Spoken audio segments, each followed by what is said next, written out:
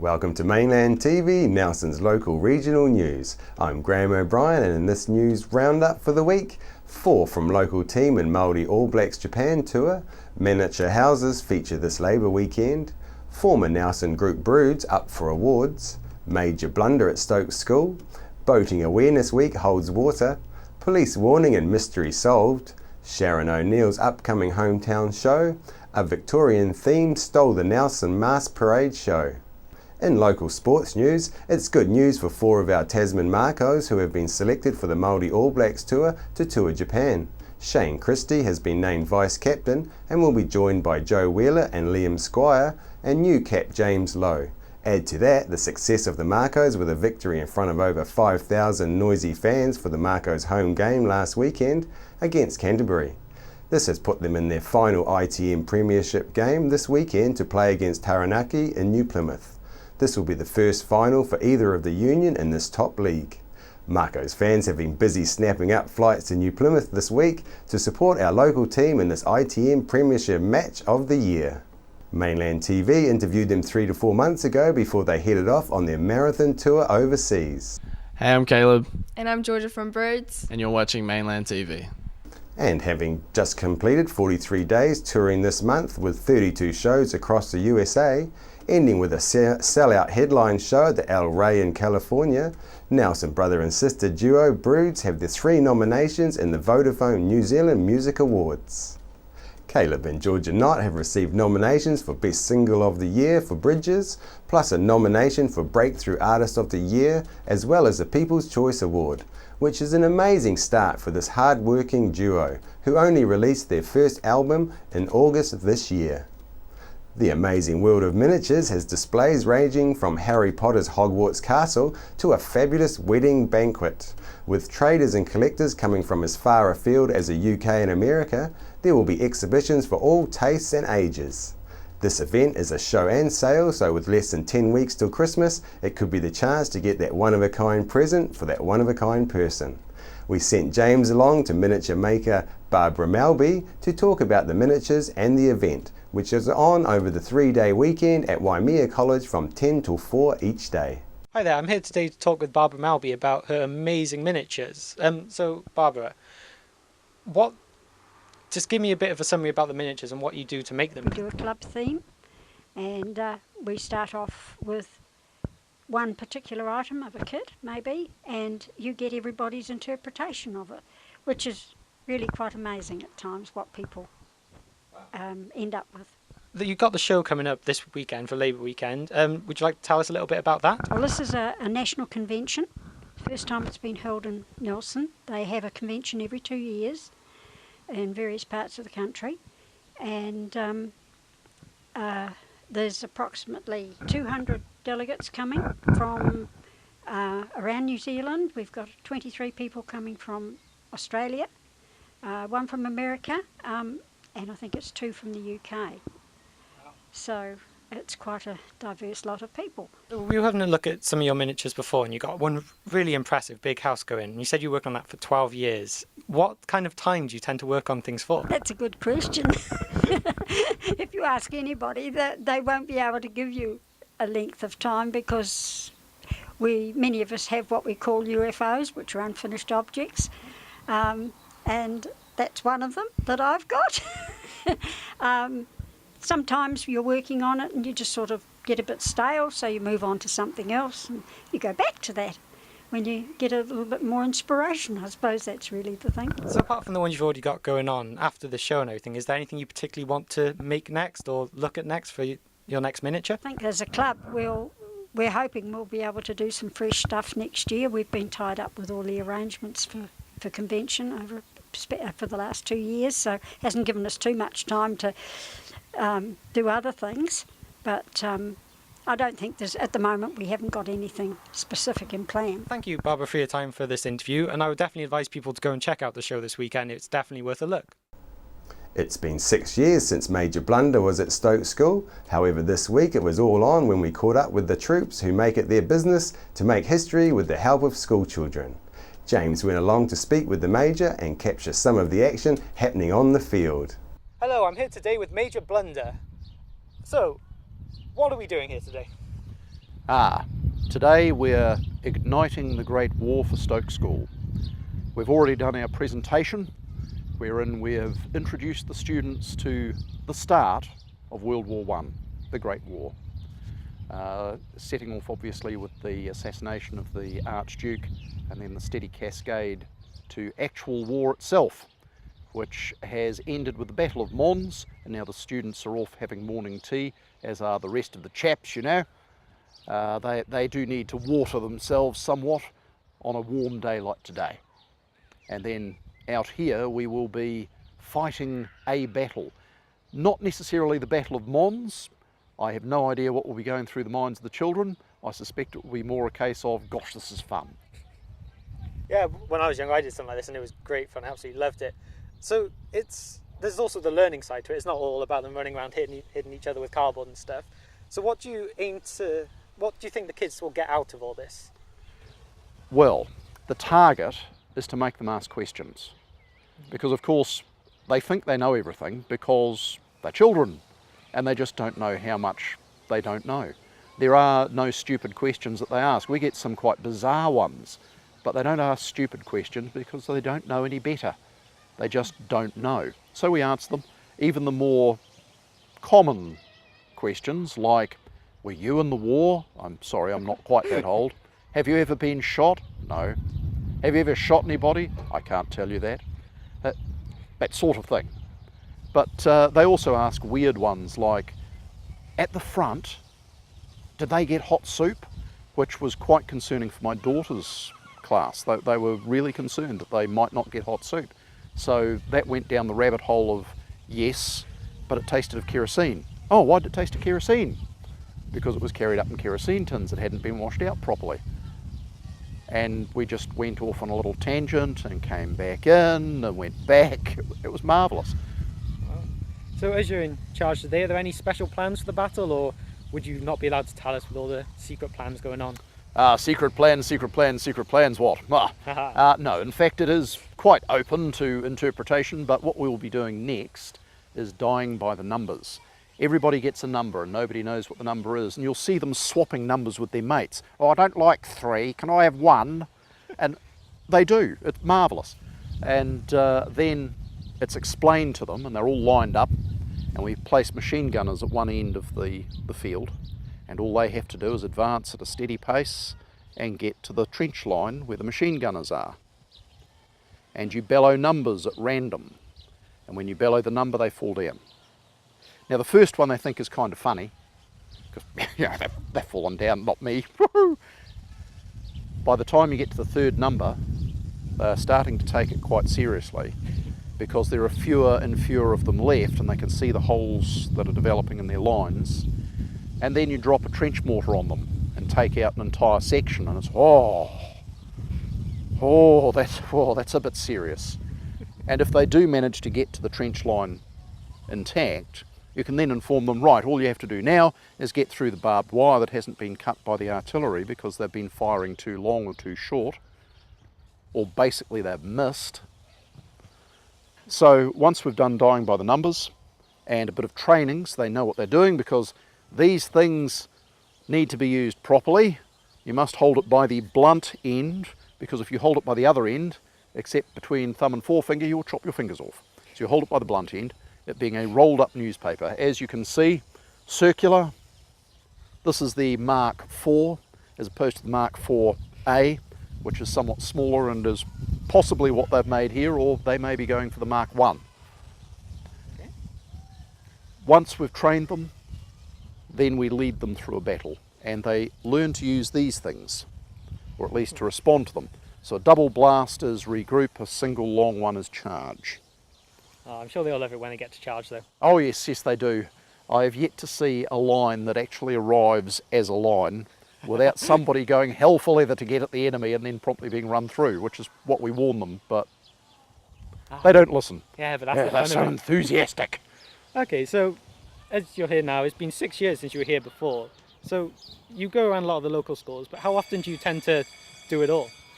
Well, on average now, just under every 4 weeks, or it might actually be down to once every 3 weeks, we get out and fight pacifist battles. That's rolled up newspapers against grown-ups, because that's what we really do. That's the core of what we're about. It's a performance. It's a lot of fun. It's grown-ups playing and being daft in public and getting covered in flour and having great fun doing it. Excuse me, just natural reaction. Okay, well, obviously this doesn't come for free. Like, you must need money for this. Are there any kind of Yes, fundraisers we and do. stuff? We sell raffle tickets because we can't get funders. We've been funded once, I must say, by a pub charity. It was absolutely marvellous. That was Battle of Trafalgar in 2005. But after that, we've sold sausages, we've sold raffles, we've collected aluminium cans, held garage sales, you name it. We do the fundraising ourselves. Oh, awesome. Well, I'll definitely advise people to try and come down to it because it seems like it'd be absolutely great fun to do. And thank you for your time for doing this interview. Marvellous. Be sure to stick around for what comes next. Oh yes, can't wait for it. Thank you. With Labour Weekend here, Maritime New Zealand has raised the sails of Safer Boating Week this week to try and get boaties to take all their precautions, starting with the most important safety message: life jackets save lives. On average, 15 boaties die each year, and 2/3 of those could have been saved if they had worn a life jacket. Labour Weekend is notorious for boating tragedies around New Zealand. I spoke with Nelson Harbour Master Dave Duncan about boaties' responsibilities when they are out on the water. With Labour Weekend coming up, they've passed a new bylaw in Auckland, meaning that everyone in under a 6 metre boat, the skipper is responsible for them to wearing a life jacket. We're just down here asking the Harbour Master Dave about how does that affect Nelson. Dave.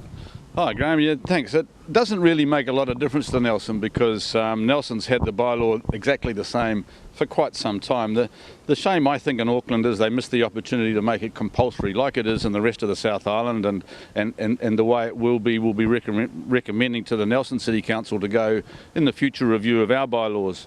And you know, Auckland, they've just had 2 tragic boating accidents where people lost lives, and had it been compulsory to be wearing those life jackets, I'm sure 2 of those 4 people would probably still be with us today. And I can say without doubt that 10 out of 16 people that drowned last year would still be with us today and the year before. So why they're not compulsory, I have no idea. Yeah, I totally agree with you. Are the boating accidents you were talking about, are they the one where the powerboat hit the rowing boat? Is this the one? No, that's one that happened in Wellington. No, in Auckland they had 4 people go overturned by a wave in a boat, and there was only 2 life jackets on board, but nobody was wearing those 2 life jackets, and I believe the other one was similar, where a dinghy with people on board was lost, and you know, they didn't find the body of one till sometime afterwards, and how tragic that is for the families. You know, I just cannot imagine how sad that would be, how tragic that would be. It's a disaster for the economy. You know, it's there's just no logic in not making it compulsory, in my opinion. Yeah, definitely, I agree with you. And also, how about, we have other laws that are being debated about, and how about like drink driving laws, driving licenses for boats? Have you got any comments on these ones? Well, yeah, I mean, alcohol and boating just don't mix, Graham, and you know, the problem with alcohol is people go out there, then they become, the senses become a little dulled, the cold starts to get to them, you know, you'll react to the cold faster if you've got alcohol in the system. People do over-imbibe on the boat. They think it's the last frontier which they can do this. But then tragically they've got to come back and they've got to get in their cars and they've got to drive their boats home, you know, and so they're breaking the law just by implication. And there are laws and there are ways for those people to be arrested and prosecuted, but you know, the smart one would be to be able to say it's just illegal, and have again a road limit like we do on the roads today, and again I think more people would survive as a result of you know, not being able to drink and go boating. Exactly, for sure. With the Labour weekend coming up, some last words on what people have to definitely remember when they get out there in their boats? Well, like today, today there's a cool southwesterly or southeasterly in rather, and that's promising to go round to the southwest. That'll just get stronger and colder, and so you've got to watch the weather here in any part of the country, but in Nelson as well as anywhere else, we're very fortunate that we have the largest sunshine hours of the year, so people get lulled into a false sense of security. The weather's always going to be good. But, I've been caught out there in the bay and suddenly had to fight my way back into a big sea.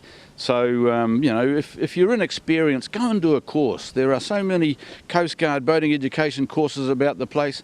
Go and see, like I've got a simple RFD life jacket on, just pull the button, it inflates, or they're even automatic, some of them, if you want to go in.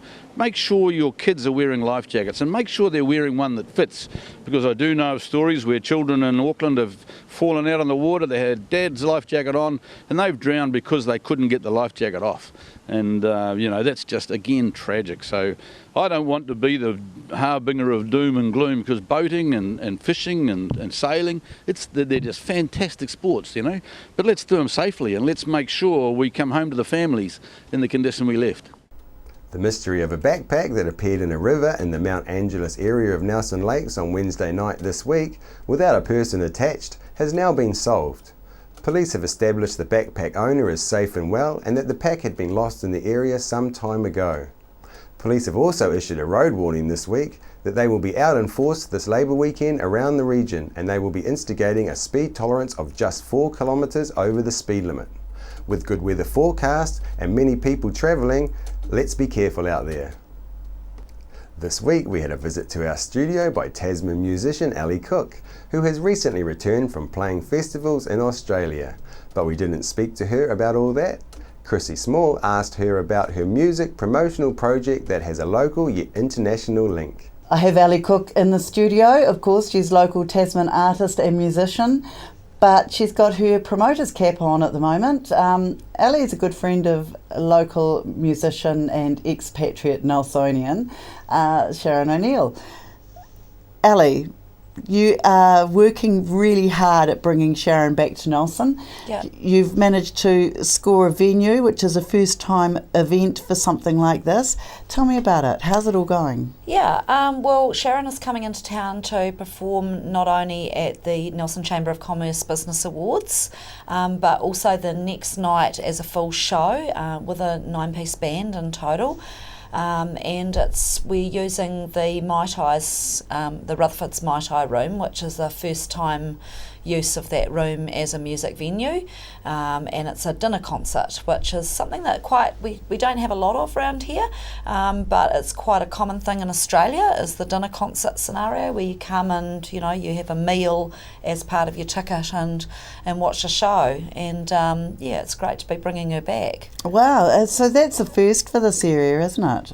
Yeah, it is using that venue, and I don't know of any other sort of dinner shows that have been put together like that, but it is commonplace, like in places like Sydney, and there's venues over there that just do that all the time as a permanent thing. So I thought it might be quite nice to try here, and to bring Sharon and to work as a way to not only offer it to local people, but to also bring it for other people to come to Nelson as a way to attract people here. Right. Now, Sharon's been here a few times in the past, but the last time being the Brightwater Festival.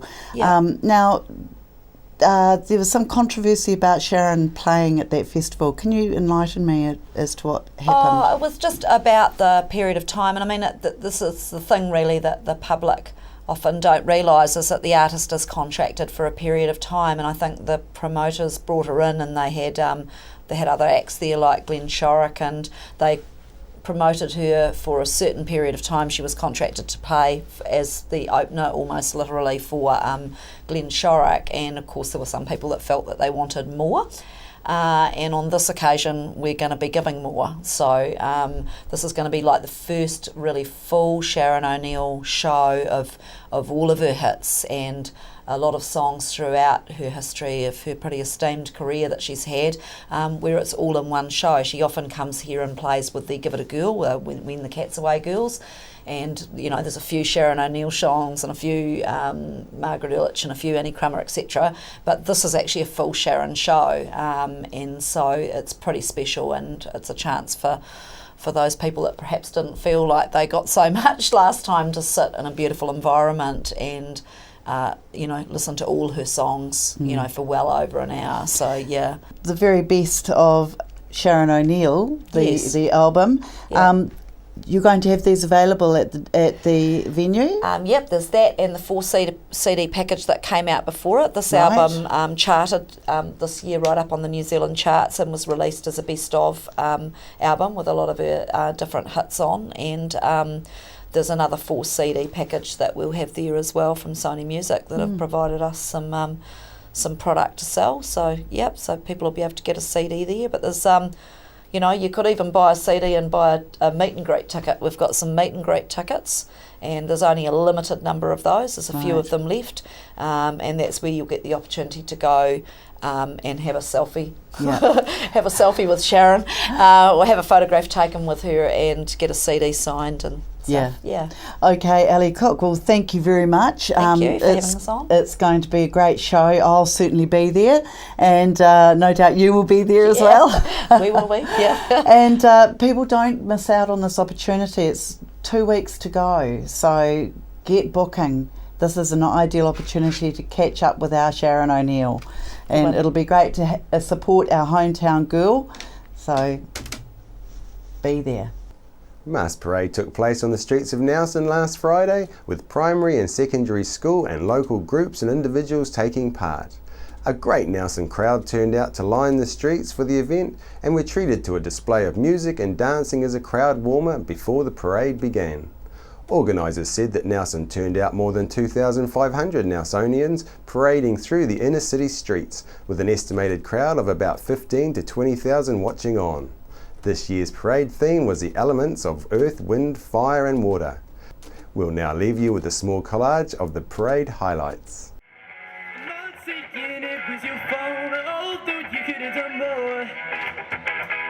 You're so naive, yeah, so how could this be done? But just not this sweetheart. Oh, I'm your sweet and pretty face. You're such an ugly bird. Someone so beautiful that every time I look inside, I know she knows that I'm not fond of asking.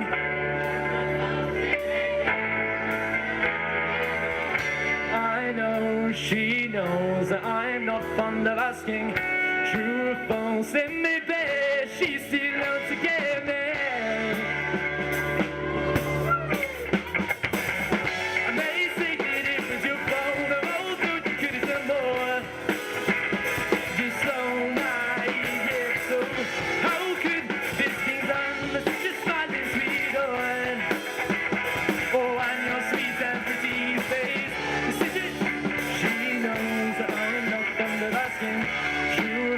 It may be, but she's still out to get me. I know she knows that I'm not fond of asking. True or false, it may be, she's still out to get me. Amazing, it was your fault. Oh, thought you could have done more.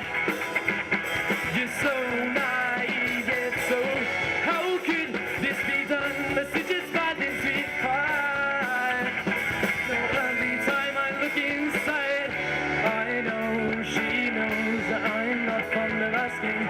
True or false, it may be, she's still out to get me. I know she knows that I'm not fond of asking. True or false, it may be, she's still out to get me. You just don't let me down. After the break, we'll bring you the latest weather update and some events and happenings coming up from around the region. One of our team here have a Toyota Series car for sale for $2,700 or best offer. As you can see by the photos, it is in nice condition, it is registered and has a new warrant of fitness. For further details, please call Mainland TV on 546 6567. From small cars to trucks to commercial vehicles, we have all the leading brands of tyres, including Bridgestone.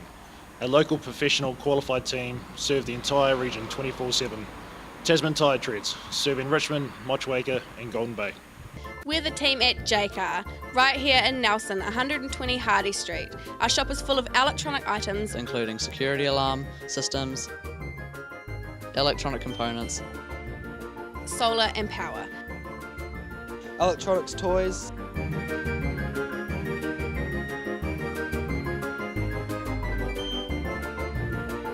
sound systems, cables and much, much more.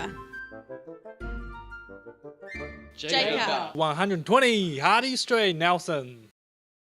The majority of information in our life comes to us through our vision. With only one set of eyes to last our lifetime, it's important that you look after them. For over 20 years, Carrington Eye Care has led the way in providing the Nelson Tasman region with professional eye care. Our team are committed to providing you and your family with the highest standard of eye care. As part of this commitment at Carrington Eye Care, we recommend Crizal lenses. Crizal is a revolutionary lens which repels dust and fingerprints. This means it's easier to clean and stays cleaner longer. Visit us at our Nelson, Richmond practices and ask about our Crizal satisfaction guarantee.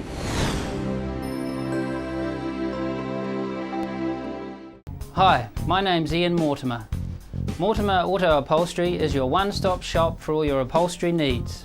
We do car and boat interiors, boat canopies, ute tonneau covers, canvas and PVC fabrication. Call in and see us in Oxford Mews, 72 Oxford Street, Richmond.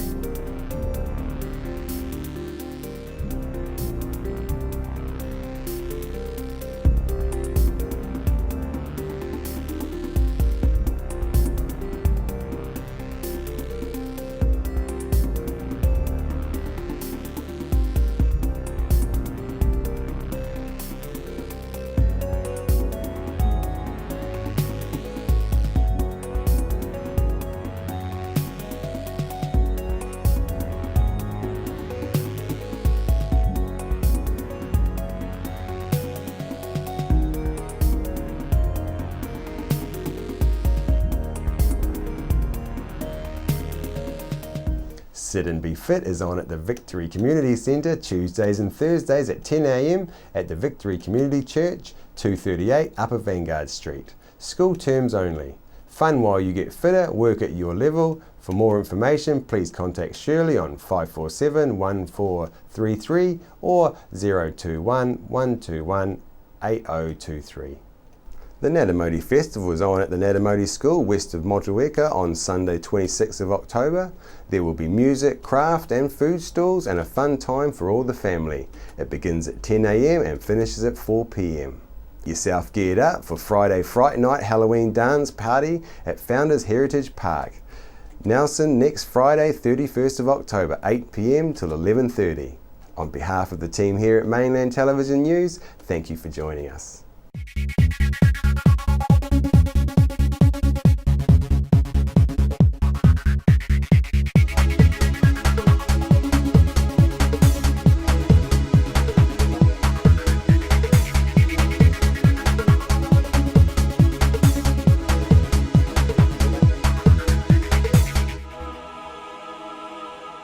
Supporting local content so you can see more of New Zealand on air. Discover the Belgrove Tavern just 20 minutes south of Richmond on State Highway 6. A restaurant, functions, weddings, barbecue, a garden bar with lots of room for kids. Come in, see us. From small cars to trucks to commercial vehicles, we have all the leading brands of tyres, including Bridgestone. A local professional qualified team serve the entire region 24/7. Tasman Tyre Treads, serving Richmond, Motueka and Golden Bay. Hi, my name's Ian Mortimer. Mortimer Auto Upholstery is your one-stop shop for all your upholstery needs. We do car and boat interiors, boat canopies, ute tonneau covers, canvas and PVC fabrication. Call in and see us in Oxford Mews, 72 Oxford Street, Richmond.